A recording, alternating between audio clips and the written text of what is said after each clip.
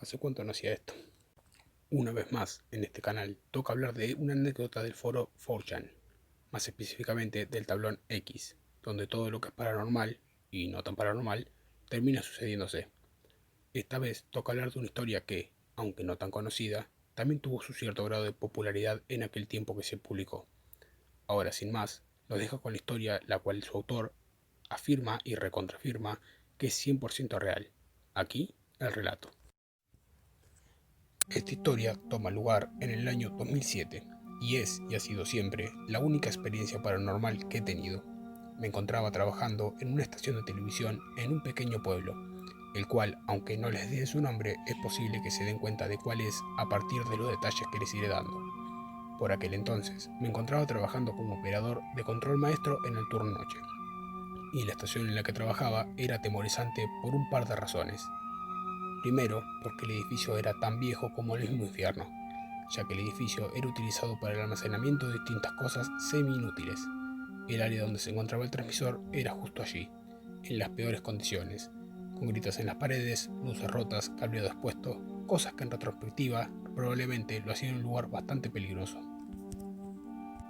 Y segundo, porque en algún momento de los años 70 este lugar se quemó y se hablaba de que varias personas que no habían logrado escapar a tiempo murieron allí. De todos modos, siendo los propietarios del lugar unos auténticos bastardos, en lugar de reconstruir todo el edificio, decidieron conservar parte de este y solo construir uno nuevo donde aún quedaba espacio sin construir. Habían dos pisos del edificio original, una sala inmensa que solía ser una bolera y el primer piso que era utilizado para almacenar viejas documentaciones y registros. Ahora bien, aquella bolera era lo más espeluznante del lugar, pues esta parecía congelada en el tiempo, con sus cosas cubiertas de polvo en sus respectivos lugares, encontrando así tarjetas de puntuación en algunos de los cubículos cuando por las noches me aventuraba a explorar esas zonas. La bolera siempre estaba a oscuras, ya que no contaba con energía eléctrica, y estaría de ese modo siempre, de no ser porque cada día el sol se colaba por las polvorientas ventanas y una única linterna por las noches que alcanzaba solo para iluminar el acceso a ella. Es útil mencionar que una regla tácita que todos teníamos era que nadie tenía permitido entrar ahí, por lo que las dos puertas que tenían de medio de entrada se encontraban al otro lado de una puerta cerrada en la sala de copias. Yo en aquel entonces tenía 18 y todo me importaba un carajo. Acompañado por mis compañeros de producción y noticias, solíamos adentrarnos en la bolera, ya que como dije, este lugar se encontraba congelado en el tiempo, y no era nada raro encontrar cajas repletas de discos, como el primer disco de Michael Jackson y demás cosas que hacían a esas aventuras aún más emocionantes. Lo normal era que a la medianoche, todos menos yo, por ser el operador de control maestro, tenían que retirarse. Así que normalmente quedaba solo en el edificio hasta las 2 o 3 de la mañana. Aquella noche en particular, mi amigo vino a pasar el rato conmigo, alguien a quien llamaremos Dan por conveniencia de la historia. Eran alrededor de las 12 de la madrugada y él y yo nos encontrábamos viendo la programación que teníamos para esa noche. Cuando comencé a contarle de la bolera y a exagerarlo un poco el cómo los fantasmas de aquel incendio aún rondaban por ahí, decidimos adentrarnos para verlos y, por qué no, contactar con ellos. Una vez me aseguré de que la programación no tuviera problemas y continuara de ese modo, salimos rumbo a la bolera, primero dándole un recorrido por todo el exterior del edificio, mostrándole lo decadente que estaba, con varias líneas de transmisión que subían hacia aquella torre que apenas parecía sostenerla, y la calcomanía en la puerta que iba hacia la bolera cerrada con pernos, que advertía acerca de los cables aéreos. Aún así, nos adentramos en el camino que conocíamos con nuestras linternas y walkie-talkies, los cuales usábamos con la esperanza de contactar con algún espíritu, aunque lo que más se oía en ellos era la interferencia normal de la estación de comunicaciones. Estuvimos en ese lugar aproximadamente media hora para contactar con algún fantasma hasta que, aburridos por no encontrar ninguno, volvimos a la sala de control para operarla hasta la hora de salida, cuando de pronto uno de los walkie-talkies que había dejado comenzó a hacer ruidos bastante jodidos. Definitivamente parecía una voz muy profunda y estática, algo que, como dije, podría ser explicado por las interferencias normales de la estación. Pero para reírnos un poco, decidimos presionar el botón y preguntar si había alguien ahí. Ahora bien, estos modelos de walkie-talkie hacen un sonido genérico a la hora de soltar el botón para dejar de hablar, algo que después de varios minutos intentando hablar con aquello que pensaba no era nadie, comenzó a repetirse por su cuenta, así como si aquello que estuviera al otro lado intentara usar Morse al notar que yo no podía escucharlo, por lo que en un intento por saber si era real o no, volví a presionar el botón para decirle a lo que estuviera del otro lado que si podía escucharme, volviera a hacer el sonido walkie-talkie, una vez más.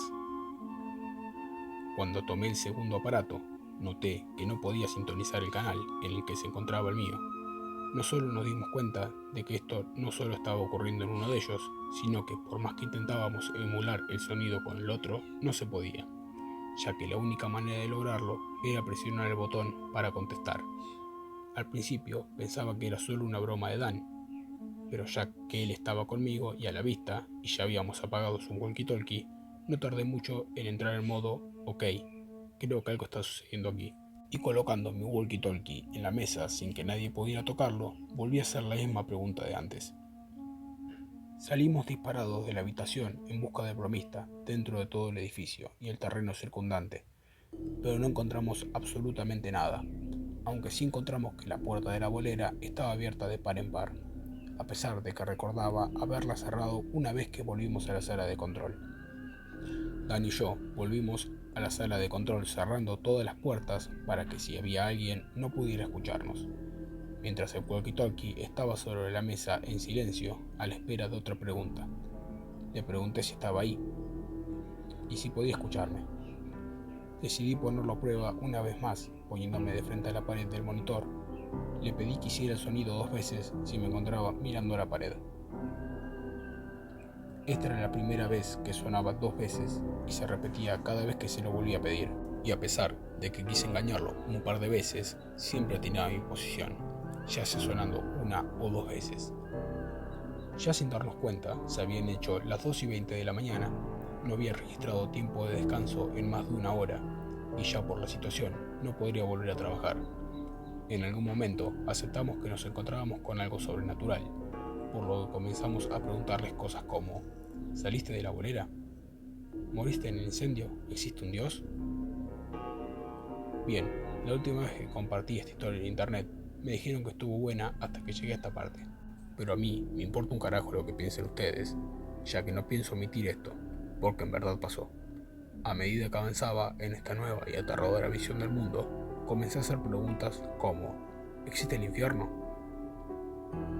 ¿Tú estás ahí ahora mismo? En la escala del 1 al 10, con sonido, ¿qué tan malo es el infierno? Para ser honestos, no tengo idea de cuántas veces sonó hasta que paró, pero ya para este punto decidimos dejar de hacer preguntas al walkie-talkie y ponernos al corriente de lo que estaba pasando. Eran casi las 2:45 de la mañana, cuando de pronto el walkie-talkie comenzó a sonar en intervalos de 3 por sí solo. Intentando averiguar qué era lo que ocurría, comenzamos a preguntar distintas cosas hasta que nos contestó: ¿esto tiene que ver con las 3 AM? ¿Acaso tirás? ¿Algo va a pasar a las 3 AM? De ninguna manera iba a quedarme ahí para averiguar qué era lo que iba a pasar, por lo que configurando la automatización para que la programación terminara con la barra de colores después del himno nacional, mandé al diablo el walkie-talkie sacándole las baterías, y salimos con Dan hasta que el estacionamiento. Pronto eran las 3 AM y nada había pasado, así que Dan terminó yéndose a casa, pero como yo tenía que volver adentro para cargar la lista de reproducción del día siguiente, me quedé hasta las 3:02 para ver si algo sucedía. Al no ocurrir nada, supuse que el peligro ya había pasado, cuando de pronto, mientras caminaba hacia la puerta, escuché un fuerte estruendo, seguido por algo así como un cortocircuito. Y al entrar, veo como el plato receptor de red principal, el cual tenía como 30 pies de diámetro y que se encontraba arriba de un enorme trípode, había caído sobre todo el estudio. Rápidamente me comuniqué con el ingeniero jefe, que al vivir calle arriba tardó solo 2 minutos en llegar, y ver junto conmigo cómo, al seguir el cortocircuito, se había roto una de las líneas de transmisión sobre el estudio.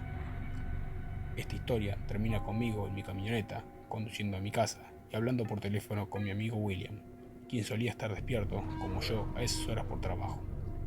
Y al igual que yo, por un breve momento, escuchó sonar el walkie-talkie por los auriculares. Quizá esta no es la historia que todos esperaban, y no hable de skinwalkers, pero es algo que realmente me ocurrió. tal cual me sucedió, y la escribo a modo de una creepypasta verdadera, ya que no la escribí con la idea de que la descartaran como una más. Esta historia fue posteada el 29 del 12 del 2013 en 4chan. Más allá de la verosimilitud que pueden o no tener con la realidad estas historias, no se puede negar que la historia de la humanidad está plagada de cosas como estas, espíritus que se comunican a través de objetos para dar un mensaje. Gracias por ver el video. Si te gustó, me gustaría que le dejes un me gusta y que te suscribas. Muchas gracias. Hasta la próxima.